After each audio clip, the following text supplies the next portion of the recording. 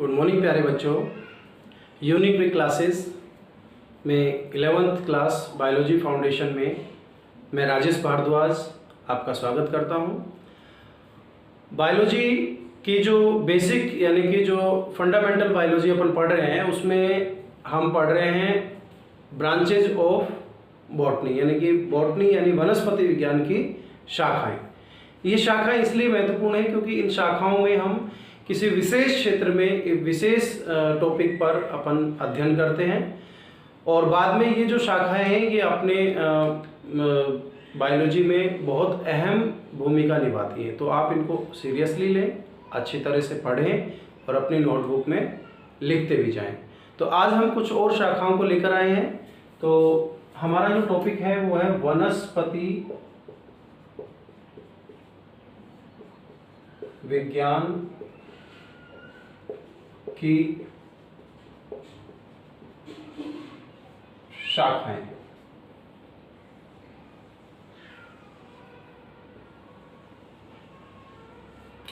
तो आज की जो हमारी शाखाएं हैं उनमें पहला है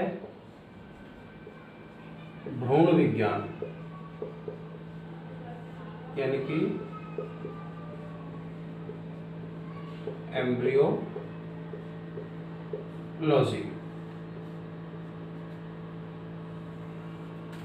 भ्रूण विज्ञान यानी एम्ब्रियोलॉजी।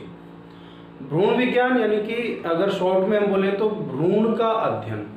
अब भ्रूण क्या होता है कि सबसे पहले तो पादपों की बात करें तो प्लांट एम्ब्रियोलॉजी कहलाएगा ये। तो पादपों में सबसे पहले युग्मकों का निर्माण होता है। युग्मकों का निर्माण कहाँ होता है? जननांगों में। जननांग कहाँ होते हैं? पुष्प में। पुंकेसर और स्त्रीकेसर यानी अंडक। तो इनमें उनके अंदर युग्मकों का निर्माण होता है।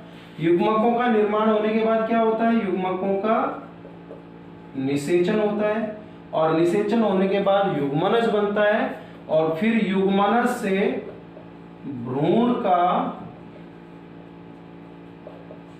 परिवर्धन यानी विकास होता है। तो भ्रूण के परिवर्धन का अध्ययन। तो इन सब चीजों के अध्ययन को क्या बोल रहे हैं? भ्रूण विज्ञान या एम्ब्रियोलॉजी बोल रहे हैं। सबसे पहले युग्मकों का निर्माण, फिर निषेचन, फिर भ्रूण के परिवर्तन का अध्ययन। तो इस सब को मिलाकर क्या बोल दिया? एम्ब्रियोलॉजी। तो एम्ब्रियोलॉजी में हम युग्मकों का निर्माण, निषेचन और भ्रूण के परिवर्तन का अध्ययन करते हैं। अगला देखते हैं उद्विकास यानी इवोल्यूशन। उद्विकास यानी इवोल्यूशन। उद्विकास या इवोल्यूशन क्या है? इवोल्यूशन या उद्विकास का मतलब होता है कि जब जीव जो है पैदा हुआ उसके बाद से उसमें कुछ परिवर्तन आए विकास प्रक्रम में और इन परिवर्तनों के अध्ययन को ही अपन क्या बोल रहे हैं? उद्विकास बोल रहे हैं। तो उद्विकास का मतलब क्या है? सजीवों के विकास प्रक्रम का अध्ययन। यानी सजीवों का जो विकास हुआ है उस विकास के प्रक्रम का अध्ययन क्या कहलाता है? इवोल्यूशन कहलाता है। तो इवोल्यूशन का मतलब क्या हुआ कि सजीवों का विकास कैसे हुआ है। जैसे हमने पढ़ा कि सबसे पहले निम्न स्तरीय जीव आए, पौधों की बात कर रहे हैं। तो सबसे पहले शैवाल पैदा हुए, सरल प्रकार के शैवाल, फिर थोड़े विकसित प्रकार के शैवाल, शैवालों के बाद ब्रायोफाइट्स पौधे आए, फिर टेरिडोफाइट्स पौधे आए, फिर जिम्नोस्पर्म पौधे आए और लास्ट में आवृत बीजी यानी कि एंजियोस्पर्म पौधे विकसित हुए। तो ये जो क्रम है इस क्रम का अध्ययन क्या कहला रहा है? इसको बोल रहे हैं उद्विकास यानी इवोल्यूशन। ठीक है। अब इसके कुछ प्रमाण होते हैं जिनसे हम कह सकते हैं कि उद्विकास हुआ है। उसका अध्ययन अपन करते हैं पेलियोबोटनी में। पेलियोबोटनी। पेलियोबोटनी क्या है भाई? पेलियोबोटनी है सजीवों के जीवाश्मों, सजीवों के जीवाश्मों का अध्ययन, सजीवों के जीवाश्मों का अध्ययन। जीवाश्म क्या होते हैं? जीवों के वो अवशेष जो विकास प्रक्रम के दौरान भूमि में या चट्टानों में दबे रह गए और अब उनके अवशेष प्राप्त हो रहे हैं। जैसे जंतुओं में अपन बात करें तो हम देखते हैं डायनासोर के अवशेष आज तक मिल रहे हैं, तभी तो हमें पता लगा कि डायनासोर तरह के भी प्राणी होते थे। पौधों के अवशेष भी मिलते हैं, कहीं पत्ती के अवशेष मिल गए, कहीं तने के अवशेष मिल गए, तो उससे हमको पता लगा कि इस तरह की पत्तियां भी पौधों में पाई जाती थी। तो विकास प्रक्रम से ही हमें ये पैलियोबोटनी से हम पादपों के अवशेष मिलते हैं, जिनसे हम पता लगाते हैं कि कौन सा पौधा पहले विकसित हुआ। भाई पुरानी चट्टानों से जो पौधे के अवशेष मिले वो सबसे पहले विकसित हुए होंगे, उसके बाद वाली चट्टानों पर जो अवशेष मिले वो उसके बाद विकसित हुए होंगे। तो एक तरह से ये जीवों के जो जीवाश्म हैं ये उद विकास को प्रमाणित करते हैं। हम इनके आधार पर पता लगा सकते हैं कि कौन से जीव पहले आए और कौन से जीव बाद में आए। ठीक है। एक शाखा होती है आनुवांशिकी, आनुवांशिकी यानी जेनेटिक्स।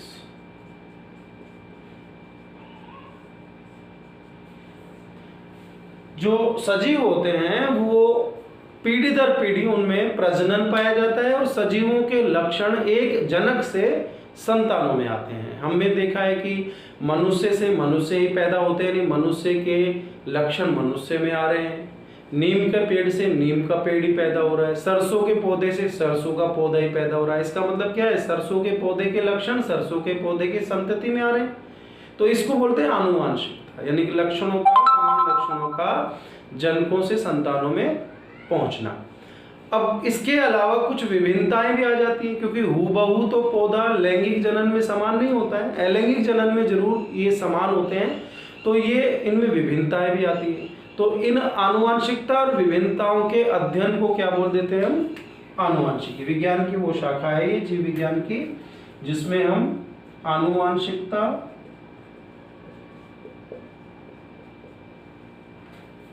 एवं विभिन्नताओं का अध्ययन करते हैं। आनुवांशिकता एवं विभिन्नताओं का अध्ययन क्या कहलाता है? आनुवांशिकी यानी कि जेनेटिक्स कहलाता है। ठीक है। आगे हम देखें, एक शाखा होती है एग्रोनॉमी। एग्रोनॉमी का मतलब क्या है? कि जो फसली पादप हैं उनका अध्ययन। फसली पादप जिनको हम फसल के रूप में उगाते हैं, जैसे सरसों, गेहूं, चना, ज्वार, चावल, बाजरा, ये कैसे पौधे? फसली पौधे। तो इनका अध्ययन करने से क्या फायदा मिलेगा? इनका अध्ययन करने से हम इनकी पैदावार बढ़ा सकते हैं, इनमें लगने वाले रोगों का हम उपचार कर सकते हैं। हमें पता लग जाता है इसमें कि इनको क्या क्या चाहिए, इनके लिए खाद कैसी चाहिए, मिट्टी कैसी चाहिए, तो इनसे हम इनकी पैदावार बढ़ा सकते हैं और मानव जीवन को ज़्यादा सफल और एक तरह से आसान बना सकते हैं। तो ये भी हमको कैसे पता लगेगा? जब हम इन फसली पौधों का अध्ययन करेंगे किस विज्ञान की शाखा में? एग्रोनॉमी में। ठीक है।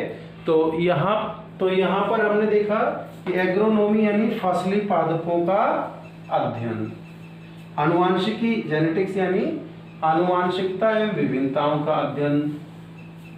पैलियोबोटनी में किसका अध्ययन करते हैं? सजीवों के जीवाश्मों का अध्ययन। उद्विकास सजीवों के विकास प्रक्रम का अध्ययन। ठीक है। भ्रूण विज्ञान या एम्ब्रियोलॉजी में युग्मकों का निर्माण, निषेचन एवं भ्रूण के परिवर्धन का अध्ययन। कोई दिक्कत यहाँ तक? कोई दिक्कत नहीं है। अगली जो शाखा है वो है फ्लोरिकल्चर। फ्लोरिकल्चर नाम से पता लग रहा है, यानी फ्लावर। इसमें फ्लावर यानी पुष्प वाले पौधे आते हैं। तो हम क्या देखते हैं कि आज जो सजावटी पुष्पी पादप हैं उनका एक बहुत ही बड़ा आर्थिक महत्व है। सजावटी पौधों से हम आर्थिक मुनाफा कमाते हैं और ये हमें पर्यावरण को भी खुशनुमा बनाते हैं, और इसके अलावा ये हमारे एक बगीचे में, गार्डन में हम इनको लगाना पसंद करते हैं। तो इन पौधों का जो अध्ययन है और संवर्धन है, यानी इनको कैसे ज़्यादा से ज़्यादा इनकी पैदावार बढ़ाई जाए, कैसे इनमें नए नए रंगों को समावेशित किया जाए। जैसे आजकल देखते हैं अपन, गुलदाउदी अलग अलग रंगों की पाई जाती है। फूलों का एक बहुत बड़ा व्यापार भी है।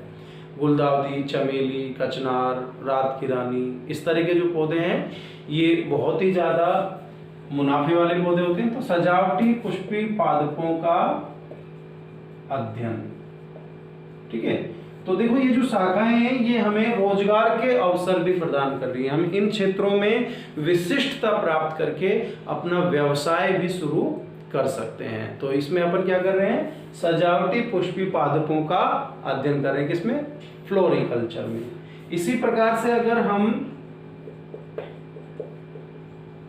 वनों का अध्ययन करते हैं तो इसे क्या बोलते हैं, फॉरेस्ट्री, वनों का अध्ययन। तो फॉरेस्ट्री का मतलब क्या हो गया, वनों का अध्ययन। अगर इसका अध्ययन करके हम इस क्षेत्र में कोई डिप्लोमा प्राप्त कर लेते हैं तो वन क्षेत्र में निकलने वाली जितनी भी वैकेंसीज हैं उनके लिए हम अप्लाई कर सकते हैं आफ्टर 12th क्लास, ठीक है। इसके अलावा अगली जो शाखा है वो है लिम्नोलॉजी। लिम्नोलॉजी का मतलब है झीलों एवं अलवणीय जलीय पादपों का अध्ययन। झीलों एवं अलवणीय पादपों का अध्ययन क्या कहलाता है, लिम्नोलॉजी। यानी जो अलवणीय जल में उगने वाले पादप हैं उनका अध्ययन क्या कहला रहा है, लिम्नोलॉजी, ठीक है। आगे देखते हैं अपन प्लांट पैथोलॉजी। पैथोलॉजी का मतलब होता है रोगों का अध्ययन, ठीक है, और प्लांट पैथोलॉजी मतलब पादप रोगों का अध्ययन।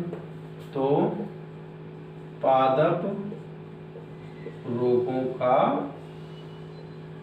अध्ययन, तो पादप रोगों का अध्ययन करने पर हमें पता लगता है कि पादपों में कौन कौन से रोग होते हैं। जैसे आपने देखा होगा गन्ने में एक लाल लाल रंग की धारियां बन जाती है जिसको गन्ने का लाल गलन रोग कहते हैं। सरसों में सफेद सफेद रंग का एक पत्तियों में अपन देखते हैं कि आकृति बन जाती है जिसको वाइट रस्ट रोग कह देते हैं, कवकों से होता है ये। इसी प्रकार तंबाकू मोजेक रोग जो कि तंबाकू मोजेक वायरस से होता है। तो ये हमें कैसे पता लगा कि कौन सा रोग किससे हो रहा है, कवक से हो रहा है, वायरस से हो रहा है, जीवाणु से हो रहा है, ये हमें पता लगा जब हमने इनका रोगों का अध्ययन किया। इसका अध्ययन करने से हमें ये पता लगा कि इसका रोगजनक कौन है, कारक कौन सा है, उसको नष्ट करने के लिए हम कीटनाशक दवाइयों का इस्तेमाल कर लेते हैं। तो इस तरह से हमने अपनी पौधों को इन रोगों से बचा सकते हैं और पैदावार बढ़ा सकते हैं। तो ये कैसे पता लगेगा, प्लांट पैथोलॉजी से, ठीक है। यहाँ पर अगली जो शाखा है वो है पैलिनोलॉजी।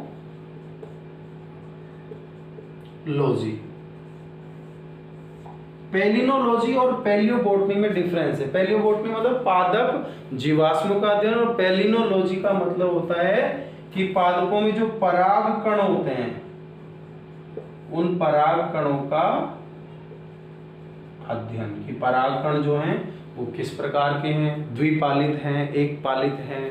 पराग कणों का पराग कोष होते हैं एक पालित, द्विपालित। पराग कण जो हैं वो शुष्क हैं या फिर चिपचिपे हैं, बड़े हैं, या फिर किस तरह के हैं, जो आगे हवा से उनका जो स्थानांतरण हो सकता है, या पानी से होगा, या कीटों के द्वारा इनका परागण की क्रिया होगी। तो ये सारे अध्ययन हमको पता लगता है कि इसमें पराग कणों का अध्ययन करने पर, और जिसको बोलते हैं पैलिनोलॉजी, ठीक है। एक होता है स्पर्मोलॉजी। स्पर्मोलॉजी का मतलब होता है बीजों का अध्ययन।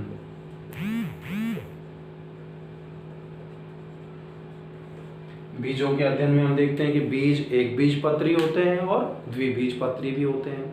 अगर हम बीज को उसके बाह्य चोल को यानी उसका जो आवरण है बीज कवच उसको हटाएं और अंदर से अगर दो बीज पत्र निकले, जैसे चने में हम देखते हैं कि दो बीज पत्र निकलते हैं, दो दालें निकलती हैं, तो वो द्विबीजपत्री हो जाते हैं। अगर एक ही बीज पत्र पाया जाए यानी कि दो भाग नहीं हो उसके, जैसे हम देखें चावल, मक्का, ठीक है, गेहूं में एक दरार होती है बीच में, लेकिन वो दो भागों में पूरी रूप से बटा हुआ नहीं होता, इसलिए ये गेहूं, चावल, मक्का ये एक बीजपत्री पौधे होते हैं।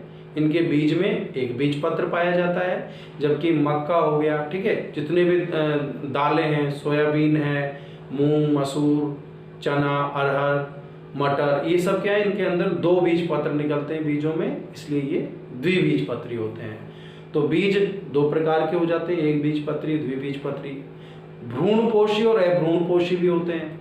ये भ्रूणपोष क्या है ये हम आगे टॉपिक में क्लियर करेंगे। तो इस तरह से इन बीजों का अध्ययन क्या कहलाता है, स्पर्मोलॉजी। तो बीजों का अध्ययन क्या कहलाता है, स्पर्मोलॉजी। परागकणों का अध्ययन पैलिनोलॉजी। पादप रोगों का अध्ययन प्लांट पैथोलॉजी।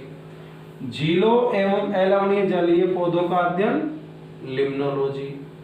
वनों का अध्ययन फॉरेस्ट्री। और सजावटी पुष्पी पादपों का अध्ययन फ्लोरिकल्चर। तो इस तरह से ये वनस्पति विज्ञान की कुछ शाखाएं आज हमने और पढ़ी। इनको आप अपनी नोटबुक में उतार लीजिए, बार बार प्रयास कीजिए, क्योंकि कहते हैं कि करत करत अभ्यास जड़मति होत सुजान, रसरी आवत जात है सिल पर पड़त निशान। तो सिल यानी पत्थर पर भी निशान पड़ जाता है रस्सी से। तो जब आप बार बार इन चीजों को पढ़ोगे तो कैसे याद नहीं होंगे। जिनकी समस्या होती है कि हमें याद नहीं होता है, मैं कहता हूं वो प्रयास ही नहीं कर पाते हैं। तो प्रयास कीजिए, पढ़िए, बार बार रिपीट कीजिए, घर में सुरक्षित रहते हुए अपनी पढ़ाई को जारी रखिए। Be safe, stay home.